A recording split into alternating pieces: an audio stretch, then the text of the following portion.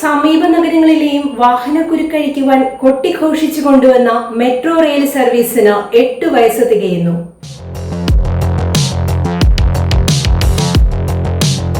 Info park വരെ നീളുന്ന രണ്ടാം ഘട്ട നിർമ്മാണം പാതി വഴിയിൽ നിൽക്കുമ്പോൾ ഗതാഗതക്കുരുക്കിനാൽ ശ്വാസം മുട്ടുകയാണ് നഗരത്തിലെ നിരത്തുകൾ.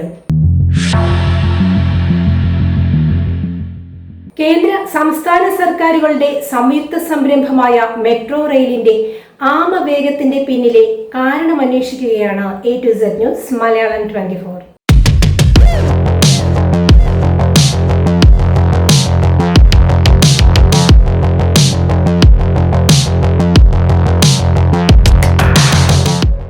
എറണാകുളം ജില്ലയിലെ ആലുവ മുതൽ തൃപ്പൂണിത്തുറ വരെ മെട്രോ ട്രെയിനുകൾ ഓടിത്തുടങ്ങിയിട്ട് ഏതാണ്ട് 8 വർഷമാകുമ്പോഴും കൊച്ചി നഗരവും പരിസര പട്ടണങ്ങളും ഇപ്പോഴും കനത്ത ഗതാഗത കുരുക്കാൽ ശ്വാസം മുട്ടുകയാണ്. ബീക്കൺ ലൈറ്റുകളിട്ട് പാഞ്ഞെത്തി വഴിയൊരുക്കി നീങ്ങുന്ന പൈലറ്റ് വാഹനങ്ങളുടെ പിന്നാലെ കൊടിപാറിച്ചും പൊടിപാറിച്ചും പിന്നെ വഴിയിൽ തടസ്സമാകാൻ ഇടയുള്ളവരുടെ നേരെ തെറി പായിച്ചുമെത്തുന്ന പോലീസ് വാഹനങ്ങളുടെ അകമ്പടിയോടെ പൊതുജനത്തെ വിഡ്ഢികളാക്കി കടന്നുപോകുന്ന ഭരണമുഖ്യനും മന്ത്രിപ്പടകൾക്കും പൊതുനിരത്തുകളിൽ സാധാരണ യാത്രക്കാർ അനുഭവിക്കുന്ന തീരാ ദുരിതത്തെക്കുറിച്ച് എന്തറിയാം?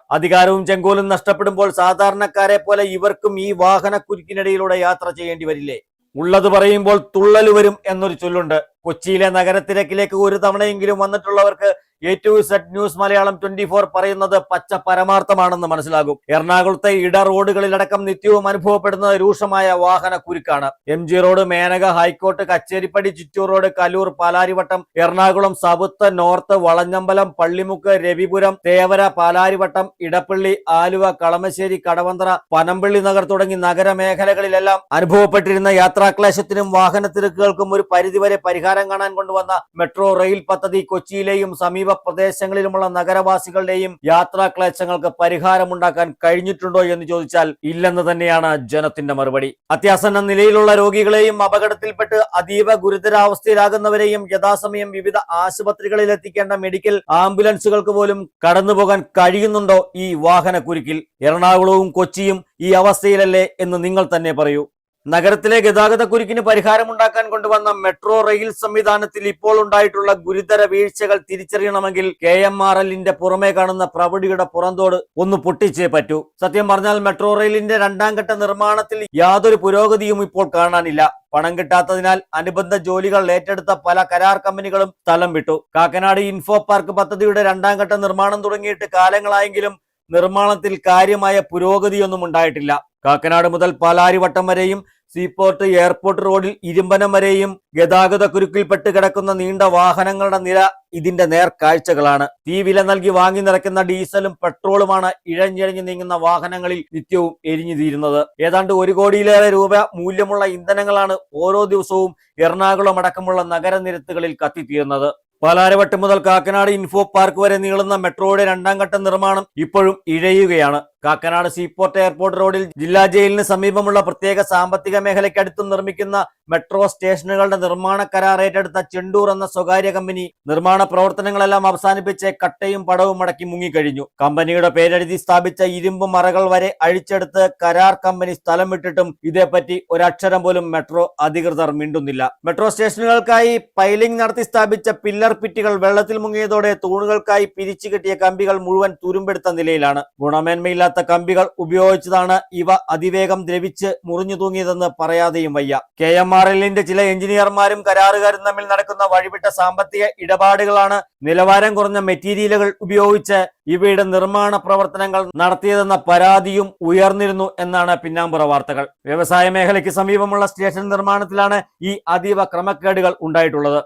സുരക്ഷാ കാര്യങ്ങളിലും മെട്രോ റെയിൽ അധികൃതർക്ക് ഗുരുതരമായ വീഴ്ചയുണ്ടായി. ഇതിന്റെ ഉദാഹരണമാണ് തൃപ്പൂണിത്തുറ വടക്കേക്കോട്ടയിൽ മെട്രോ സ്റ്റേഷനിൽ കഴിഞ്ഞ ഓഗസ്റ്റ് 7 ഒരാളുടെ മരണത്തിൽ കലാശിച്ച സംഭവമുണ്ടായത്. മലപ്പുറം തിരൂരങ്ങാടി ചുള്ളിപ്പാറ സ്വദേശി വീരാശ്ശേരി നിസാർ എന്ന 32കാരനാണ് റെയിൽ ടവറിന് മുകളിൽ നിന്നും ചാടി ജീവനൊടുക്കിയത്. ജീവനക്കാർക്ക് മാത്രം കയറാനുള്ള കോവണി കടന്ന് ഇയാൾ ട്രാക്കിലേക്ക് ഇറങ്ങിയപ്പോൾ മാത്രമാണ് സുരക്ഷാ ജീവനക്കാർക്ക് അപകടം മണത്തത്. പോലീസും അഗ്നിരക്ഷാസേനയും രക്ഷാപ്രവർത്തനത്തിനെത്തിയെങ്കിലും യുവാവിനെ രക്ഷിക്കാനായില്ല.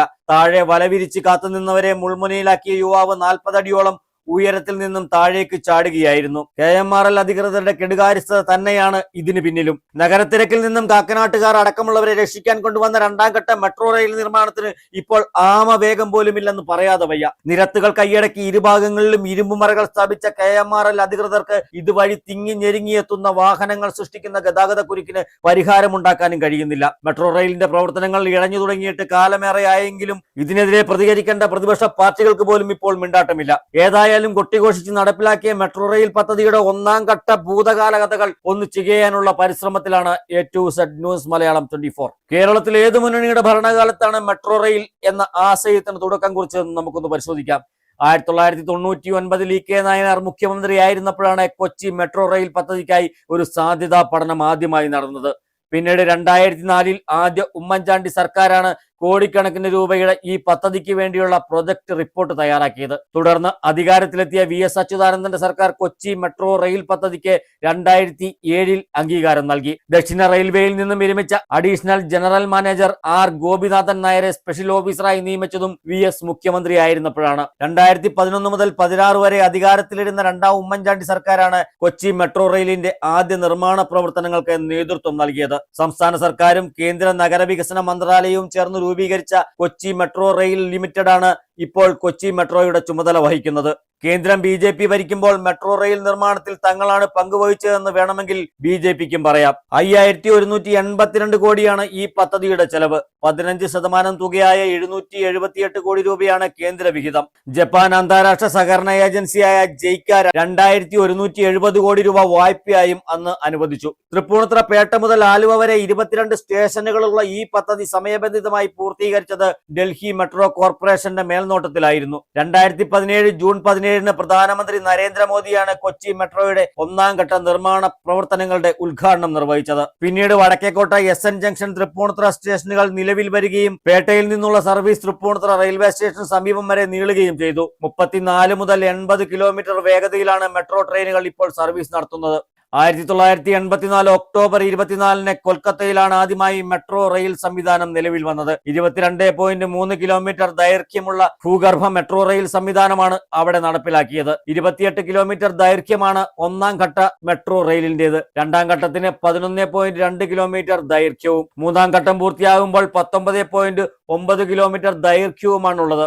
2ഉം 3ഉം പദ്ധതികൾ കൂടി പൂർത്തിയാകുമ്പോൾ 59 കിലോമീറ്റർ ദൈർഘ്യമുള്ള പദ്ധതിയായി കൊച്ചി മെട്രോ റെയിൽ മാറും. ഇതോടൊപ്പം ചമ്പക്കരയിൽ നിന്നും ഇൻഫോ പാർക്ക് ജെട്ടി വരെ ആരംഭിച്ച വാട്ടർ മെട്രോ ഇരുമ്പനത്തിനടുത്ത് ചിത്രപ്പുഴ ജെട്ടിയിൽ ഇപ്പോൾ സർവീസ് അവസാനിപ്പിക്കുകയാണ്. ബ്രഹ്മപുരത്തെ കടമ്പ്രയാറിന് കുറുകെയുള്ള പാലത്തിന്റെ ഉയരക്കുറവ് വാട്ടർ മെട്രോയുടെ ജലയാനങ്ങൾക്ക് തടസ്സമാവുന്നതും ഇൻഫോ പാർക്കിലേക്ക് പാസഞ്ചർ ബോട്ടുകൾ എത്തുന്നതിന് തടസ്സമാവുകയും ചെയ്യുന്നുണ്ട്. കോഴിച്ചിറ ബണ്ട് മുതൽ അനധികൃതമായി താഴ്ത്തിയിട്ടിരിക്കുന്ന കോൺക്രീറ്റ് പൈപ്പുകളും ഇരുമ്പ് പൈപ്പുകളും വാട്ടർ മെട്രോയുടെ സുഗമമായ യാത്രയ്ക്ക് തടസ്സം സൃഷ്ടിക്കുകയാണ്. 900 mm വ്യാസമുള്ള PVC കുഴലുകൾ U ആകൃതിയിലുള്ള കോൺക്രീറ്റ് ഫ്ലൂയിഡുകൾക്കുള്ളിലൂടെ കടത്തി നട്ടും ബോൾട്ടും ഇട്ടുമുറുക്കി കടമ്പ്രയാർ തീരത്തെ ഒരു കമ്പനി കടമ്പ്രയാറിൽ താഴ്ത്തിയിട്ടിരിക്കുന്നതും വാട്ടർ മെട്രോയ്ക്ക് തടസ്സമാവുകയാണ്. ഇതൊക്കെ നീക്കം ചെയ്ത് വാട്ടർ മെട്രോയ്ക്ക് സഞ്ചാരപാത ഒരുക്കാൻ അധികൃതരുടെ ഭാഗത്തു നിന്നും നടപടി ഉണ്ടാവാത്തതും water metro service info park വരെ എത്താനുള്ള സാധ്യതകൾക്ക് മങ്ങലേൽപ്പിച്ചിരിക്കുകയാണ്. സ്മാർട്ട് സിറ്റി ഇൻഫോ പാർക്ക് മേഖലയിലെ വിവിധ IT കമ്പനികളിലെത്തുന്ന